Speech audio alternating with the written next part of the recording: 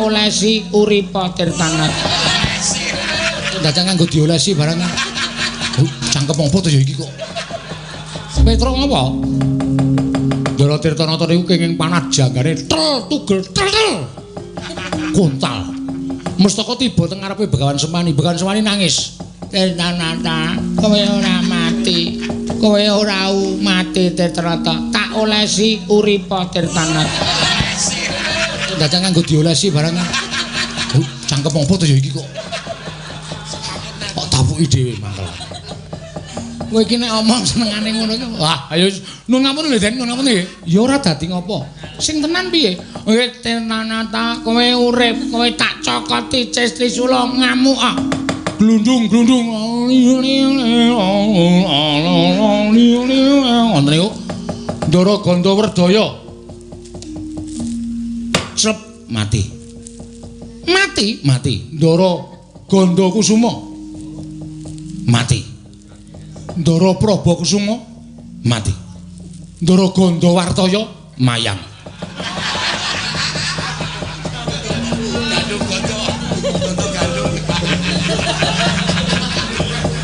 Ndara Gandung Gandarya ompong. Wong edan iki. Wah. Asu.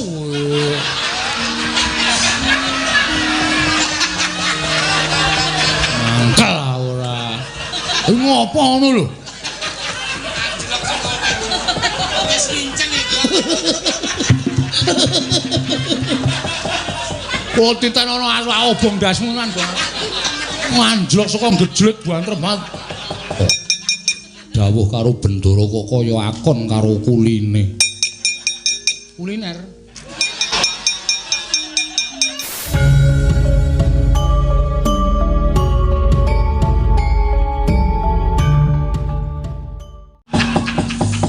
Petruk kowe iki wong kanane kaya ngene kok ya iso ngejul lho. Eleh ya ampun. Sing wau nggih pun wau. Saniki ya saniki ora usah dadak digetuni apa nek ditangisi karep urip meneh. Lah ya ora. Mbok ora Petruk nggih, Gong. Wis tangi kowe. Wis. Sing ngelingke sapa? Sega. Wah. Aku ki nek ngeling mak tratap. Heeh. Aku ora Ndara Abimanyu. Awake abang kabeh wis Bagong wis sing wis ora ana ya ora usah di bulan baleni. Iki lagi wae sadar. Ana ditotokne gampang semaput lho. Oh ngandera. Tinggal ya Petruk? Ya nggih engko. Lanjur ditinggal ora. Petruk kowe nyangketa ning barisan Kurawa kono. Nggih, terus wigatine bengok-bengok. Yen dina iki Arjuna ora iso mateni Jayadrata, dheweke arep mati obong. Oh nggih. Men Kurawa do ngerti. Oh nggih. Ngono ya? Nggih. Wis mangkat? Nggih. Ayo Gong, yuk. Nek dina iki Tirtanata ora mati saka Ndara Janaka arep mati obong. Aja kuwalik. Ora. Iki serius iki ora guyon. Ora. Mangkat to. Kula mbengok saka mriki wae iso kok. Ya wis bengok saka kene ora apa-apa. Siap? Nggih. Hei.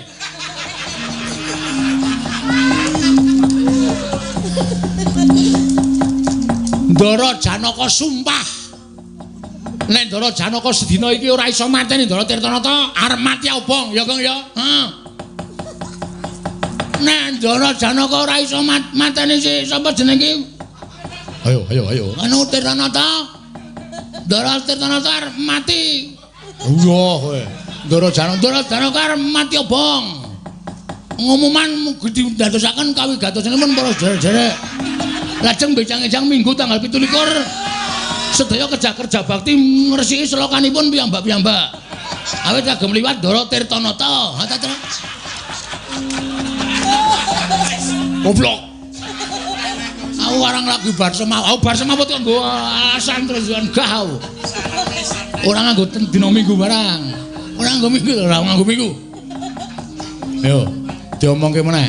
Yo. Diomongke meneh, Gong. Heeh. Nuwun pangapunten ing sakalangkung kathah para sedaya Kurawa menika wonten sumpah ingkang dipun ngendikaken dening Ndara. Sapa, Kang? Janaka. Inggih menika sumpah prasetya bilih menawi sedina menika mboten nyaur. Wah. Mboten iso mateni Ndara. Mboten iso mateni Ndara Tirtanata berarti anakipun 12%. Oh, kaya Tusia kowe anake 12%. Mila gelangipun ageng. Ha, ngaten mawon. Ame ngono kok nyemberi sapa-sapa lho. Ngoten mawon mugi ndadosna ing kawuningan.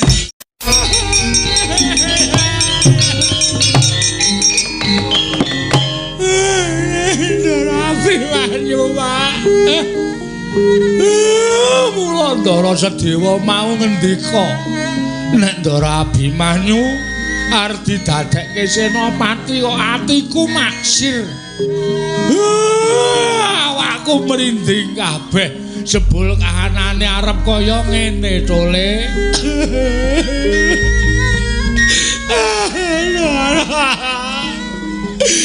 Kula sowanaken pepundhen.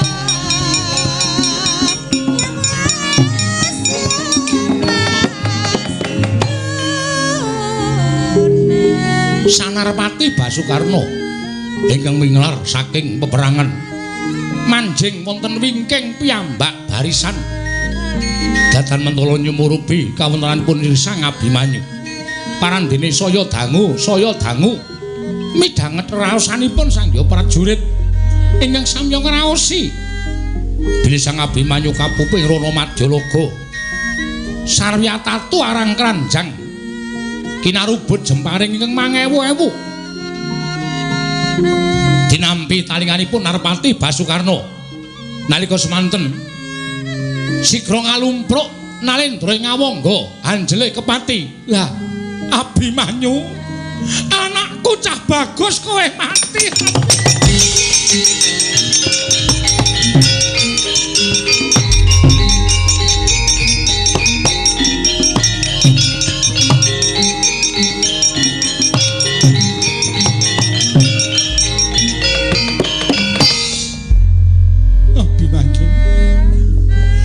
Kowe manut karo wong tuwa kowe tak wenehi sasmita bola-bali pamrihku men supaya kowe mundur nanging tinemune kowe pancen ora kena dindakake Abimanyu digdaya kaya ngapa kowe ora iso gempur gelar Cakrabyuha kowe ora iso ndadal gelaring Cakrabyuha nganti kowe tekaning pati mongko bapakmu ora ana mongko wong kamu ora ana kabeh. Wah, anakku ngger. Anakku. Kowe pantes disebut sawijining kusuma satriyaning praja. Kowe bisa disebut kusumaning negara Ngamarta Abimanyu.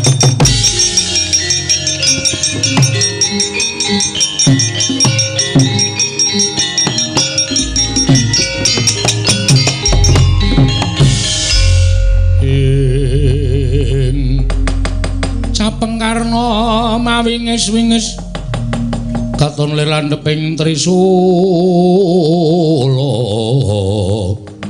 ing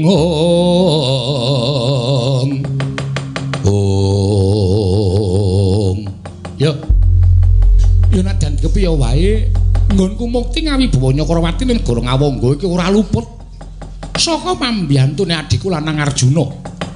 Mula yen to Abimanyu nganti kena apa-apa aku melu kelangan Arjuna.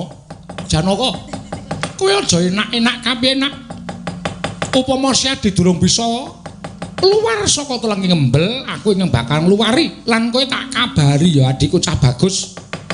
Kowe tak kabari kowe aja kaget atimu. Yen aku wujud karna kaya mangkene mesti wae Arjuna murina yen to nyumurupi marang kananing Basukarna. Ya, aku tak memba kaya dene pendhita tuwa budal ning Setrapuru. Ing wigati bakal meneh ngerti yen to anakmu Cah Bagus Abimanyu kampuping Rana Madyalaga Janaka.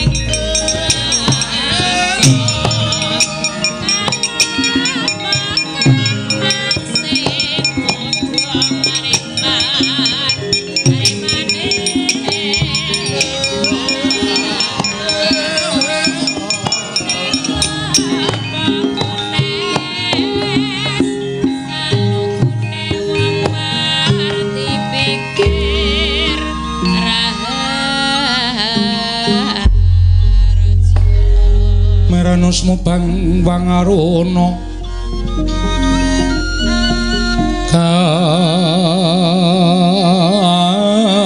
kadinetraning uga rapuh sabdaning kukila ring kanikara sagatar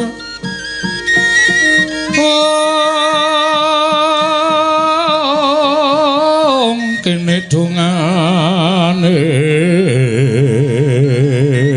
engkong lir wewusing bene panca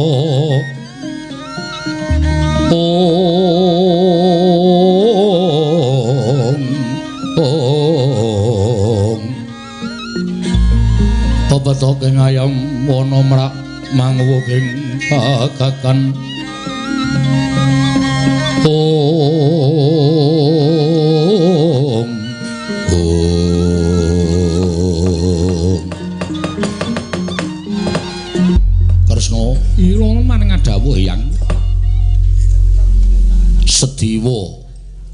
Watara sowan lan ngaturake kesaguhane putuku si Abimanyu.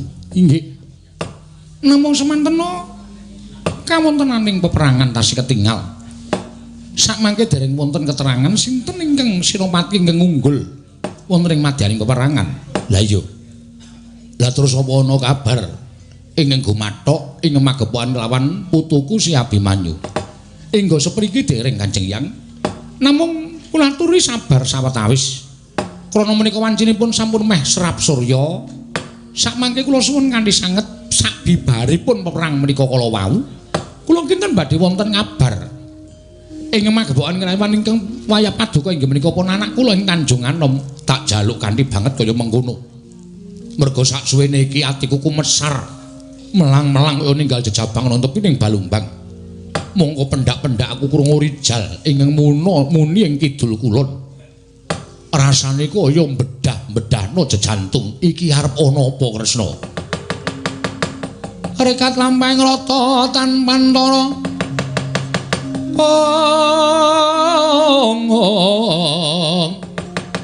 Tan Pantara prapting sukuning arga.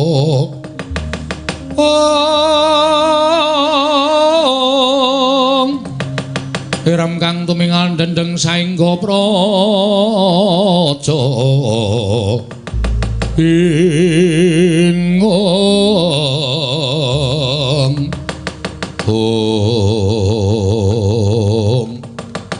dereng kantos paribusami Balwacana kasaruing kemlajar-mlajari kula Petruk kantong bola ingkang ndotong-ndotong kuwandaning Sang Abimanyu karya hore kang samya tumingal dadosaken kaget kang samya milat.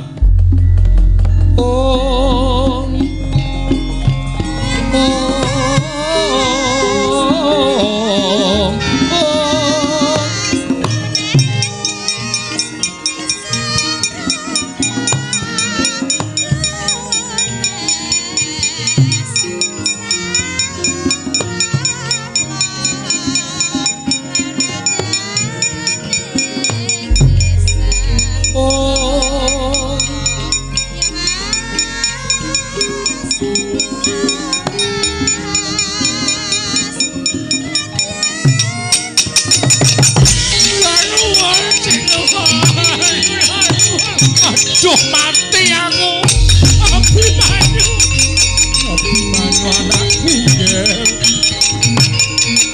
mati aku Abimanyu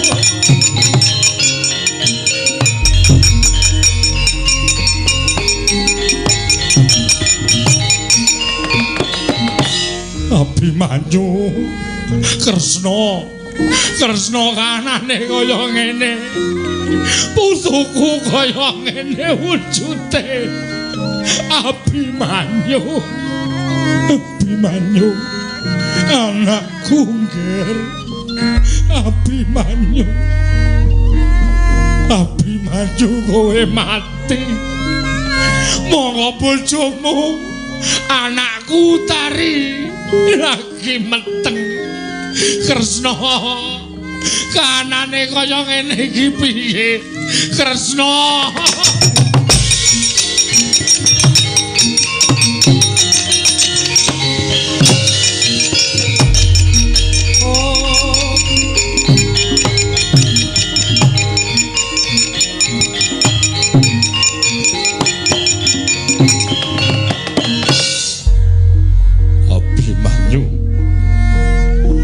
Puranen pun Kakang Yayi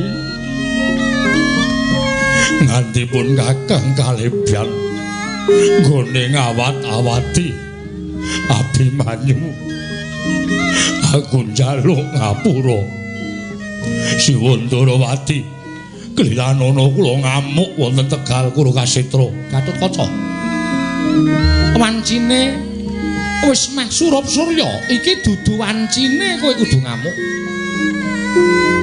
Abimanyu adi kula gugur waya aku ngerti nanging kabeh ingkang kumulip ingkang rumangkang ngedulungan kulit daging ana ing jagat kuwi mung anut pepesthening kodrat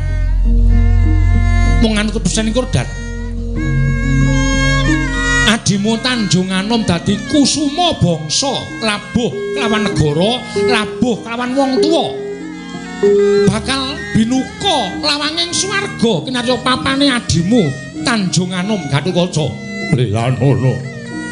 Lelanono kula labuh dhateng adi kula ora kena durung wancine oh Prabu Gatotkaca durung wancine oh Kresna Gatotkaca durung wancine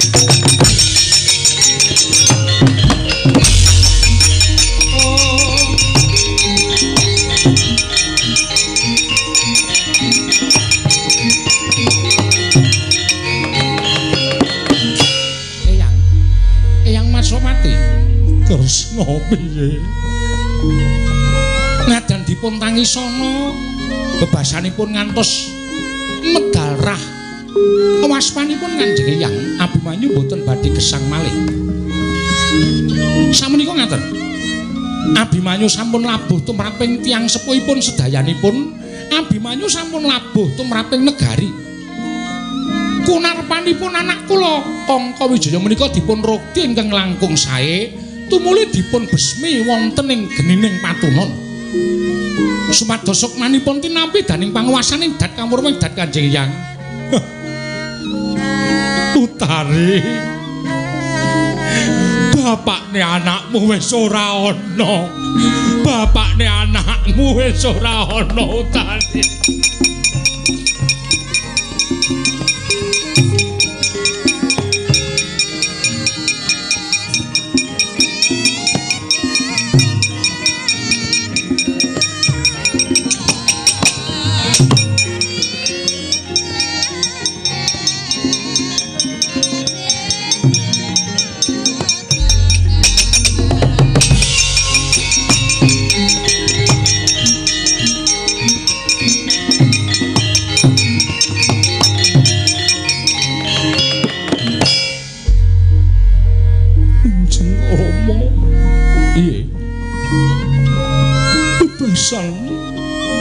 sampun boten wonten ginanipun kula gesang wonten ing Madyapada menawi boten ngabdi kaliyan Raden Abimanyu ya terus sirmu apa menapa dipun keparengaken kula badhe ngabdi wonten ing alam kelanggengan sareng kaliyan Pangeran Abimanyu anggenipun manjing alam pamancet Lilanana kula pejah obong Kanjeng Rama Sendari wonten dawuh semene gedene prasayanmu karo bojomu Abimanyu ya pun Rama ora bakal okol pun Rama ora bakal gondeli yen pancen kuwi dadi pemareming atimu nggonmu suwita sarta leladi kalan kakungmu nganti tekan semono tak lilani Siti Sendari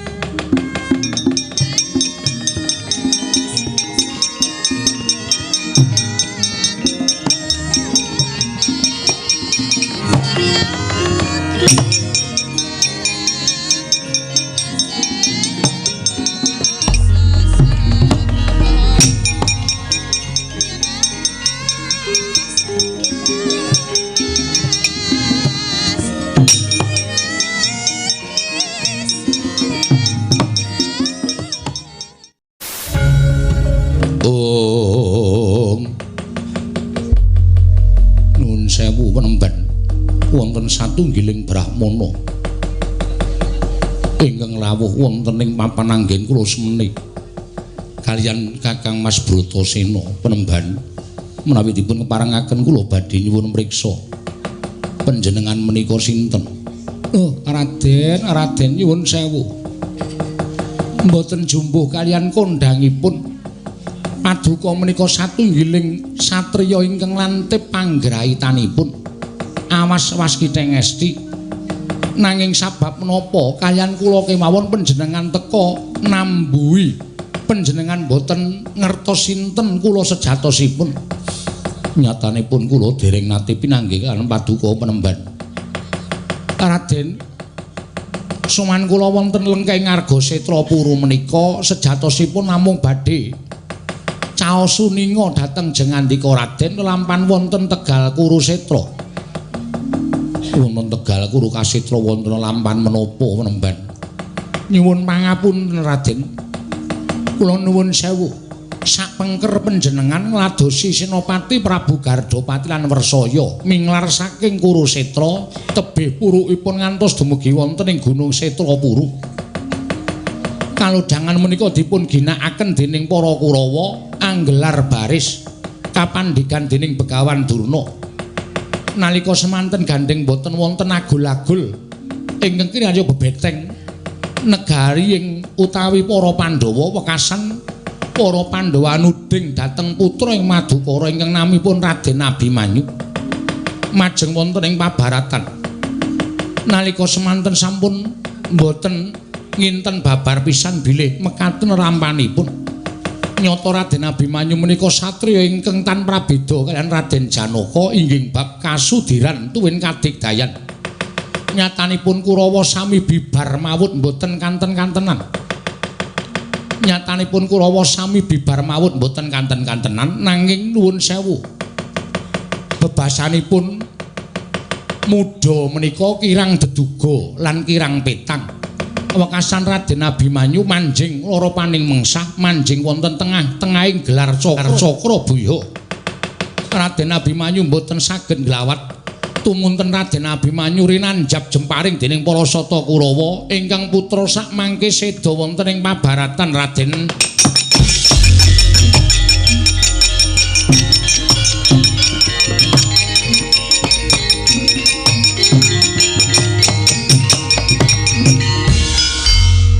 Kaya aja ngiyas karo turasing Janaka. Abimanyu bocah wingi sore nanging kadigdayane ngedap-edapi. Selagine bapakne wae meh ora bisa ngembari marang kekuataning si Abimanyu lah kok dadi anakku mbok patekake. Abimanyu ora bakal kalah, Abimanyu ora bakal mundur.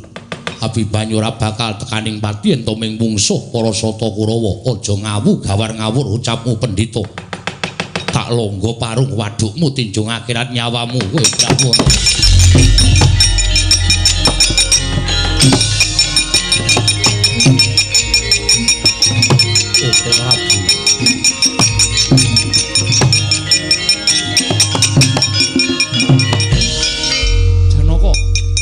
Janaka.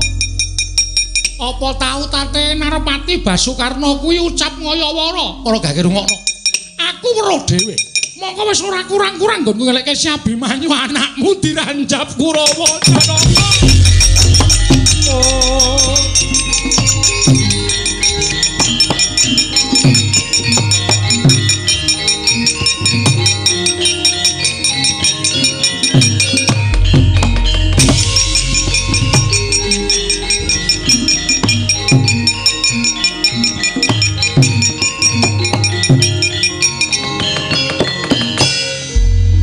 Kaya Pratima Kencana datan mubah datan musik jroning pitados lan boten kelawan nun saping Narpati ngawangga bilih ingkang putra Abimanyu sirna gugur madaning Tegal Kuru Kasitra.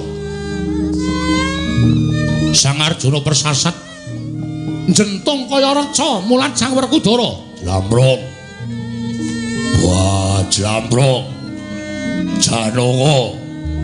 Yo kene kowe meneng wae Janaka.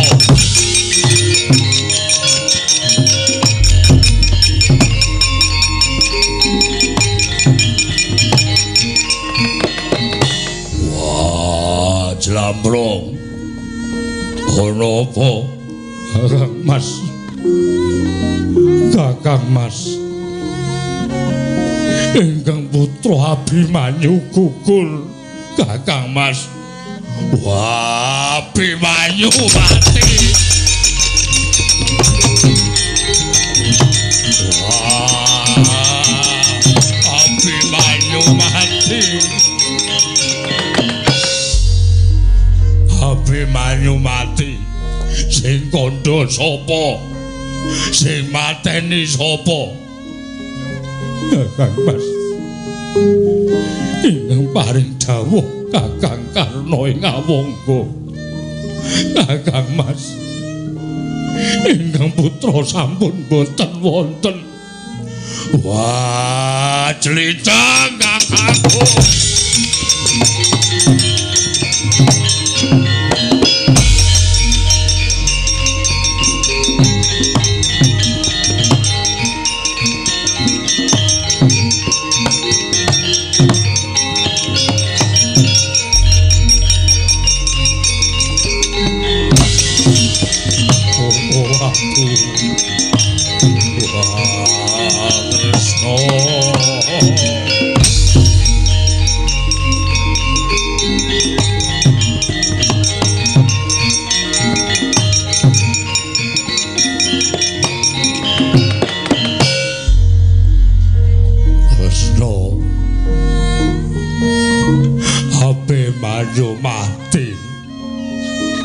Prabu. Anak kula Abimanyu pejah. Iya. Iya. Yen kowe ora ninggal peperangan dadine ora kaya ngene iki lho Janaka. Yen kowe ora ninggal peperangan dadine ora kaya ngene iki. Aku ora wis weling to, Janaka Werkudara, kowe aja ninggal peperangan. Kowe aja nuruti marang sumbaring Gardapati Aluwarsaya ning wangune ucape Kresna ora mbok gugu. Ucapku ora mbok gugu. Wekasan nganti kaya ngene kanan ingkang dumadi. Anakmu dadi korban. Nggonmu lirwa kelawan dawuhing wong tuwa kaya aku iki Janaka. Oh, Prabu. Kula lepat. Wah. Kresna. Aku njaluk ngapura. Aku kleru. Aku njaluk ngapura. Nadyan kowe ngakoni kleru ning Abimanyu wis ora urip. Anakmu nambak lakuning Kurawa ing dipandhikani Begawan Durna. Yen ora ana anakmu Abimanyu, mestine kowe ora men kelangan Abimanyu, ning kelangan kadangmu tuwa, kelangan adimu kembar, kelangan Wadyabala ingkang sepirang-pirang. Merga ora ana ingkang nambak lakuning Kurawa ing kapandhekan Begawan Durna. Ning merga saka Abimanyu, nadyan kudu tata nyawa. Anakmu ingkang bisa nambak lakuning para sata Kurawa bubar mawut para sata Kurawa diterjang dening si Abimanyu. Anakmu mati. Nanging misungsungake dharma bekti ingkang ora isa diukur nganggo apa wae. Misungsungake bektine anak karo wong tuwa ingkang ora bisa diukur dening apa wae Janaka. Yen tumrap aku patine Abimanyu ora tak tangisi ning aku bombong duwe anak kaya Abimanyu Janaka.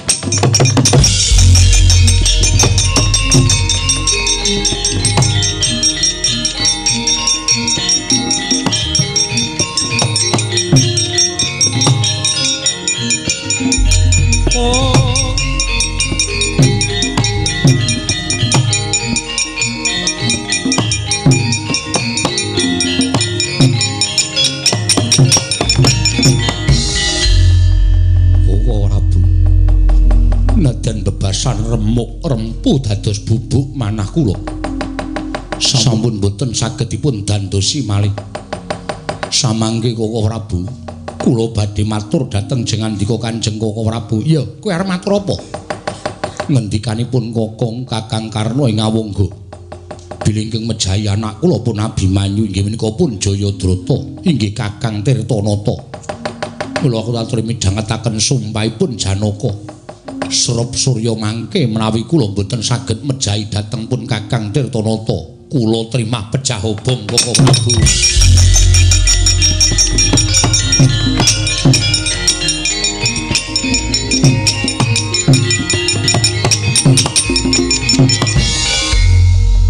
Jagat wesane Bathara Wayabdara jagat Janaka. Nganti tekan semono nggonmu tresna karo anakmu nganti kowe nglilakake marang pati uripmu. Lah nek nganti iki mengko dimirengke dening para sata Kurawa, dingerteni dening Kurawa, banjur Tirtanata didelikake. Lah piye kedadiane? Ya, pun Kakang bakal bantu marang apa kang dadi tekadmu Yayi. Pun Kakang bakal mbudidaya supaya kelakon tekadmu Petra. Nun, rene yo. Nggih.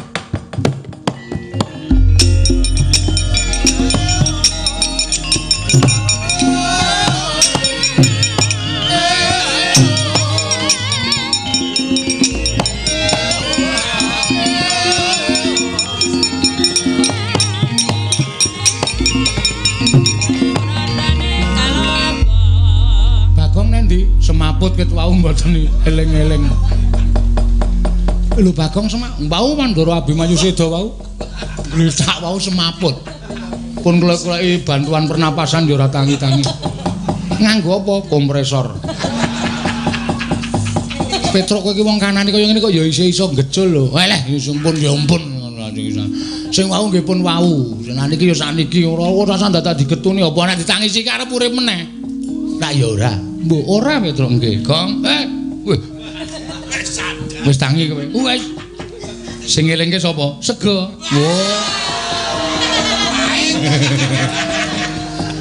Aku ki nek ngeling mak tratap. Heeh.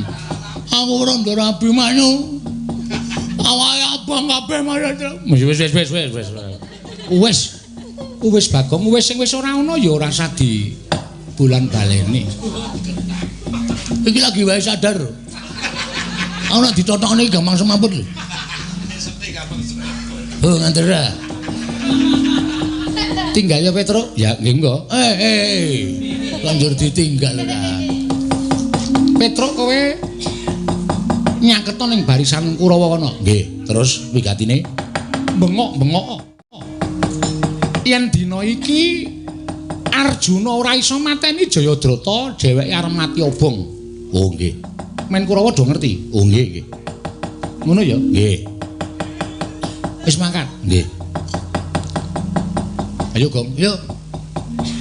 Nek dina iki Tirtanata ora mati saka Ndara Janaka arep mati obong. Aja kuwalik. Ora. Iki serius iki ora guyon. Ora. Mangkat to. Kula bengok saka mriki kowe iso kok. Ya wis bengok saka kene ora apa-apa. Wis ya? Nggih.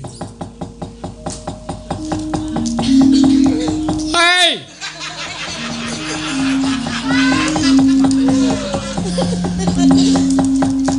Ndara Janaka sumpah. Nek Ndara Janaka sedina iki ora iso mateni Ndara Tirtanata arep mati obong ya Kang ya. Heeh. Nek Ndara Janaka ora iso mateni si sapa jenenge? Ayo. Anu Tirtanata. Ndara Tirtanata arep mati. Iya kowe. Ndara Janaka arep mati obong. Ngumuman didadosaken kawigatosipun para jere-jere. Lajeng bejang-ejang Minggu tanggal 17 sedaya kerja bakti ngresiki selokanipun piyambak-piyambak. Awit kagem liwat Ndara Tirtanata. Goblok. Aku warang lagu bar semawut. Bar semawut kok nggo alasan terus gah. Ora nganggo dina Minggu barang. Ora nganggo Minggu. Ayo, diomongke meneh. Kong. Heeh. Nuwun pangapunten ing sakalangkung kathah para Seta Kurawa menika wonten sumpah ingkang dipun ngendikaken dening Ndara sapa Kang? Janaka. Iki menika sumpah prasetya bilih menawi sedina menika mboten nyaur. Wah. Mboten iso mateni Ndara. Mboten iso mateni Ndara Tirtanata berarti anakipun 12%. Oh, kaya Tusia kowe anake rolas.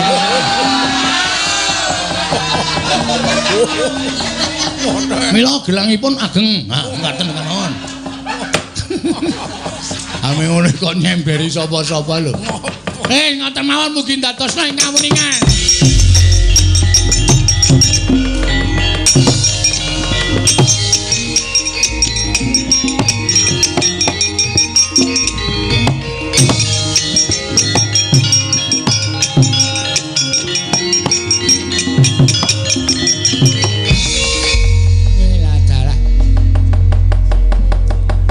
Kok dadi ana kahanan sumebar kaya mengkene anakku Tirtanata. Lah kok dadi diancam patine karo Raden Janaka. Iki Begawan Sempani ora bakal mung tekan semene nggonku bakal ngayomi karo anakku. Sedina iki tak cipta ana Tirtanata wujud 100 sing mapan ning Tegal Kurukasetra. Men, ora kelakon penjangkamu kowe Janaka.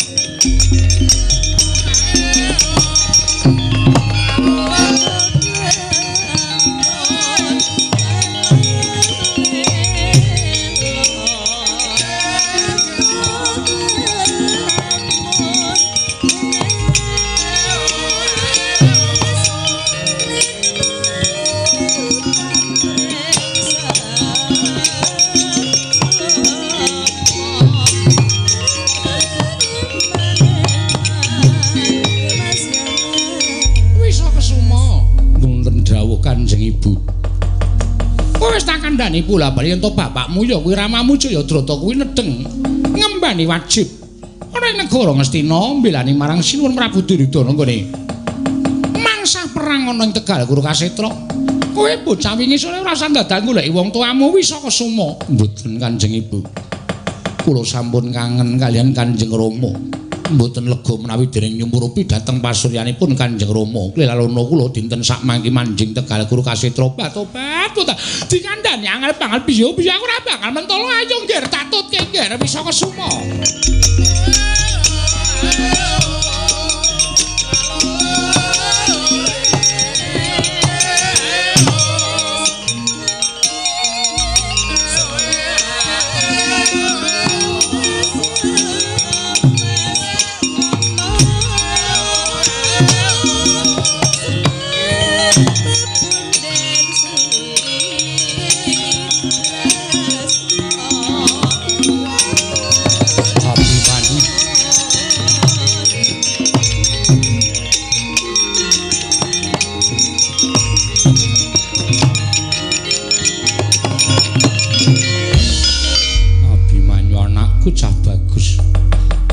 Abimanyu anakku kowe isih urip nggir.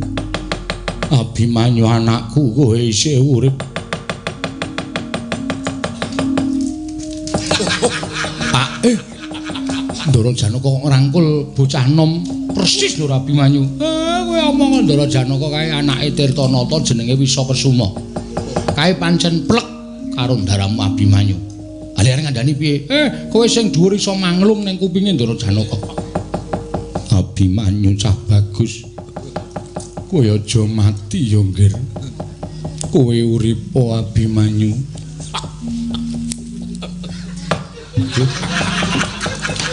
Piye? Untukku nggaduk kupinge Ndara Janaka. Untu loro misor dhuwure kok digaduk-gadukke. Abimanyu anakku. Den. Niku sanes putra Ndara Abimanyu. Niku putrane Ndara Tirtanata namine Raden Wisakesuma. Niku anake Ndara Jayadrata. Ndara.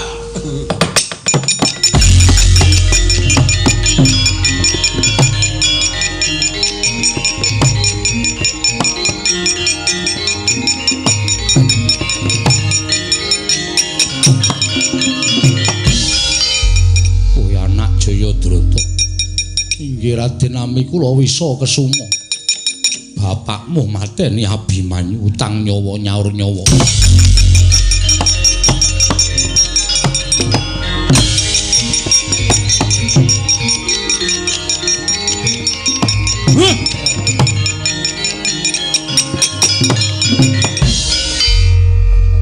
Dengar Ndara Janaka lagi gerak penggali kok.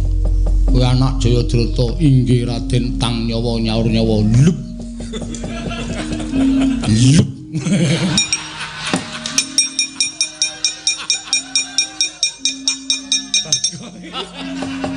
Wis kowe semaput wae, Gong. Rasa metu aku sengit ta ora. Ora senengane ora. Nika lho Den, ibune Wisakesuma, Dewi Dursilawati. Nika pripun? Petro piye nggonku bakal tumindak ora usah dadak mikir tingkem netrane sampeyan niku manah merem titis kok Ndara.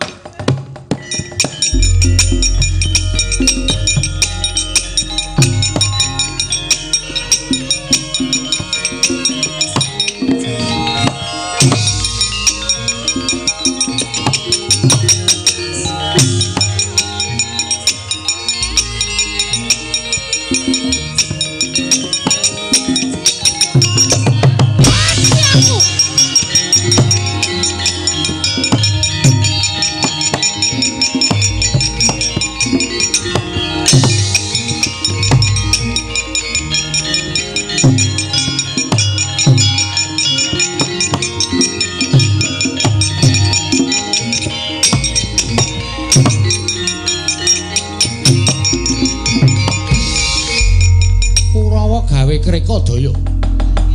Wong tuwane Tirtanata Begawan Sempani nyipta Tirtanata cacah 100 Janaka kowe aja nganti ilang kaprayitanmu lho. Inggih. Monggo iki wancine wis meh surup. Aku tak munggah ana ing Dirgantara. Sang Hyang Surya kae tak tutupane senjata cakra men wancine katon wis surup. Inggih. Petro, Nun. Kowe karo Bagong bengok-bengok. Sing sura yen to Janaka arep mati obong, Janaka arep mati obong. Aja kleru nek, Gong. Ora. Arjuna ulunten paring dawuh. Tirtanata didelikake sing prayitna paningali Siadi.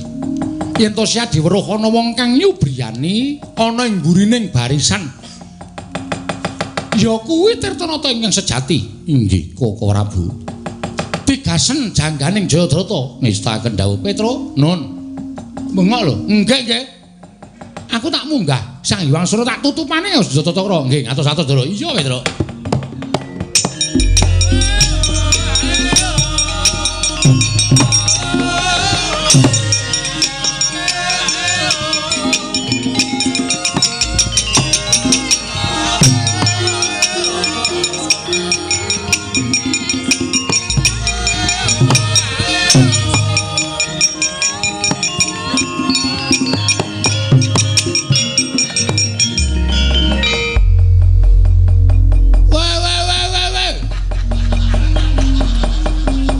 Wancine wis meh surup.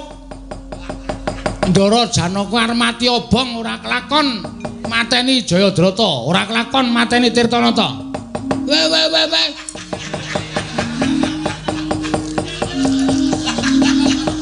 Ndara Janaka wis surup. Lah tenan to. Ora sampean ngono ora gareng kowe gareng semaput. Ngopo? Ngantil ndas. Wis setengane ra. Ndara Janaka arep mati obong mergo ora iso mateni Ndara Tirtanata wancine wis surup. Ndara Janaka arep mati obong mergo ora iso mateni Ndara Tirtanata ya Ndara Jayadrata. Mongko wancine wis murup. Surup. Sinten sing ajeng mrisani Ndara Janaka mati obong? Dipersilakan. Sinten sing ajeng disilake? Wah. Dipersilakan.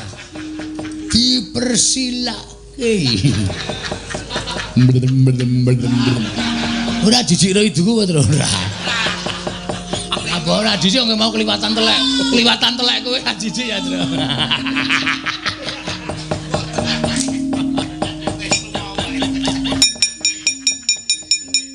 Tak tampleke mau kok mau. Lah aku pas renang. Jijik kok. Kulawa do rantak-rantak do arep kepengin nonton Ndara Janaka le mati obong kok.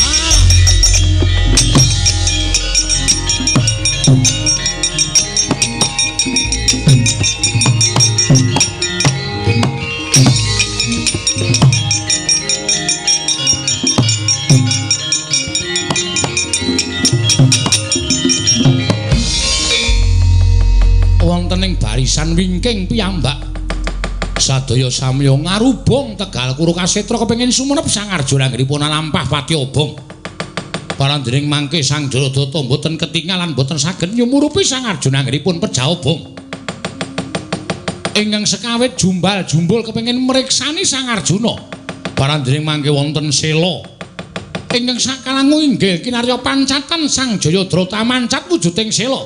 Manglung Kang Mestaka. Prayitna Sang Arjuna sigra nglepasaken wujuding pusaka tugel tigas pancing jangganing Sang Tirtanata kontal dawah ngajeng ingkang Rama Begawan Sempani.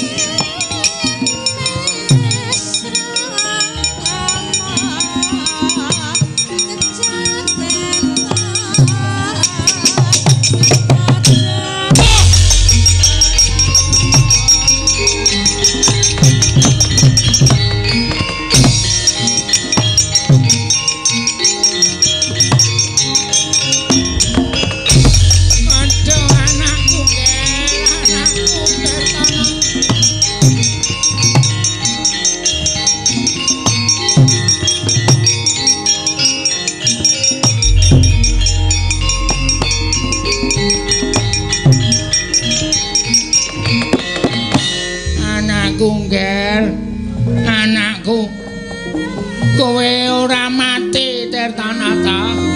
Jayadrata kowe durung mati.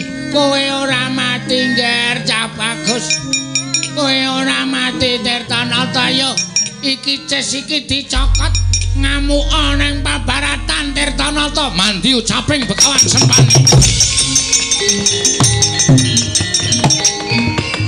Ayo ngamuk Jayadrata.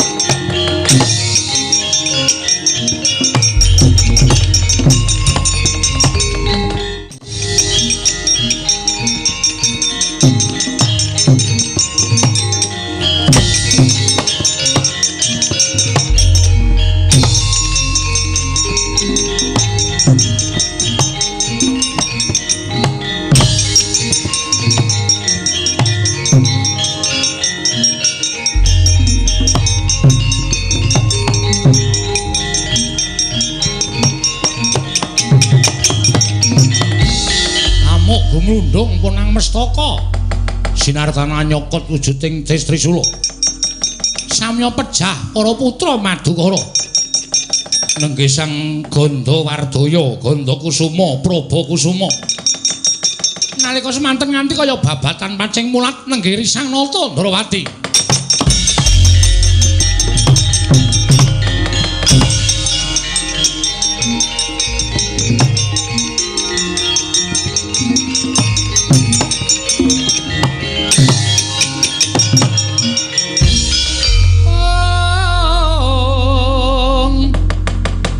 Kresna sinayang manggelung mintanaken Dewi Kramanira kanggo mitenaneng asta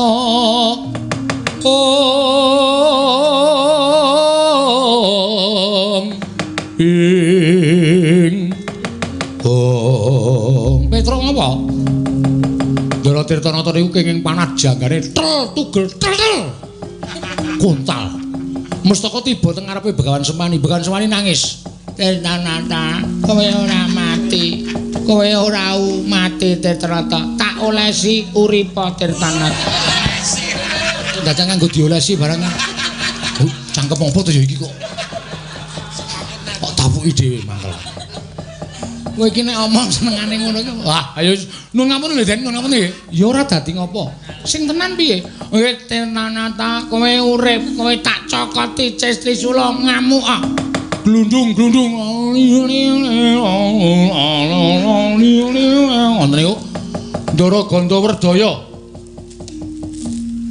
cep mati Ndara Gandakusuma mati Ndara Prabakusuma mati Ndara Gandawardaya mayang.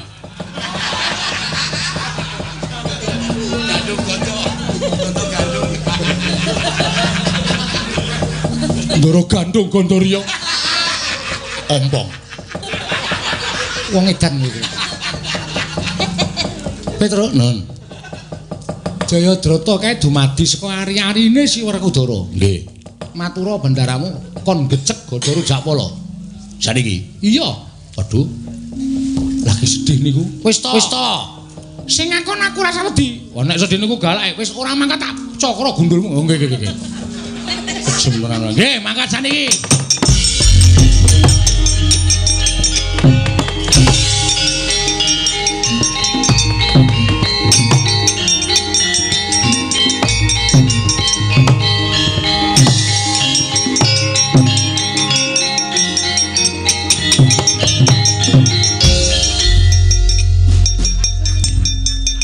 Ngopo? Aku pecah ndasmu.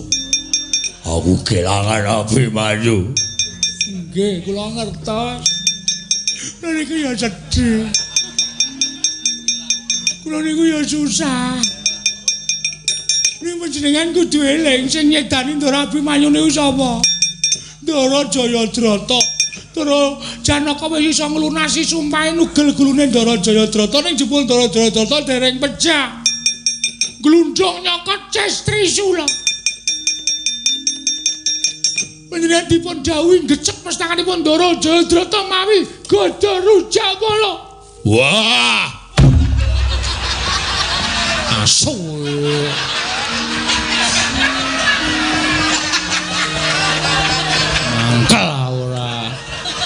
apa ngono lho. Wis linceng iki. Kok ditenono obong dasmu kan kok.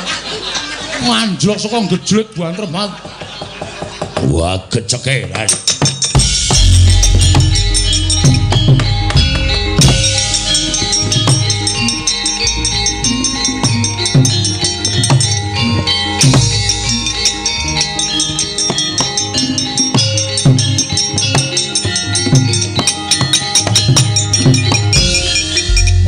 Sang Werkudara sinambi mundi Gada Kyai Rujapala ginecek mestakaning Sang Jayadrata Noyan ayo Baskara titi mangsa kepareng ing Jawata wangsul manjing kusring Sang Werkudara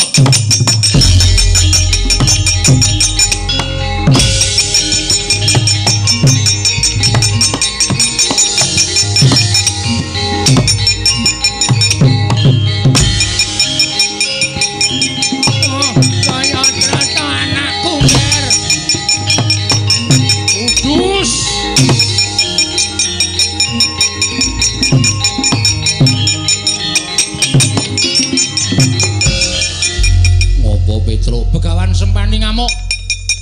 Ya. Nyo. Langsung. Oh iki ngopo?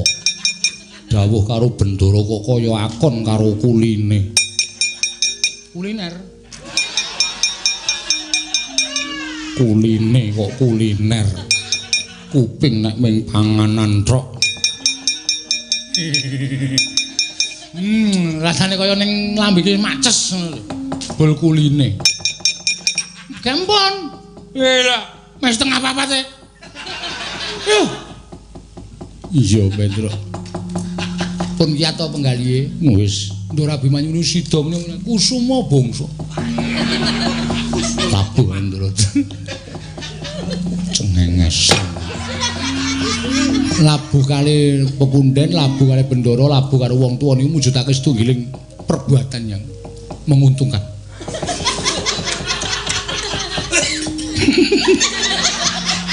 Oleh karena itu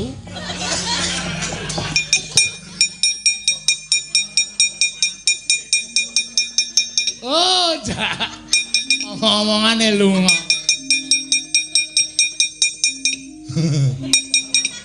Ayo antil kowe.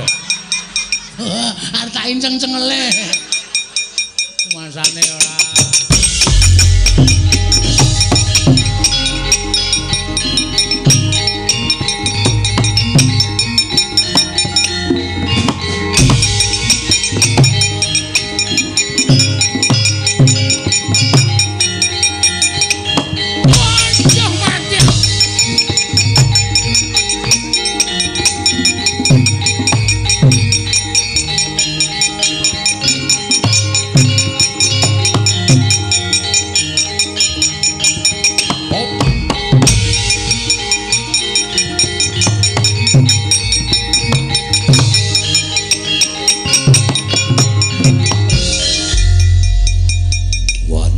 Surup wis dadi mangsa kudu padha ngaso prajurit cilik-cilik Kurawa nerak marang wektu sipat barat mbuh tibamu.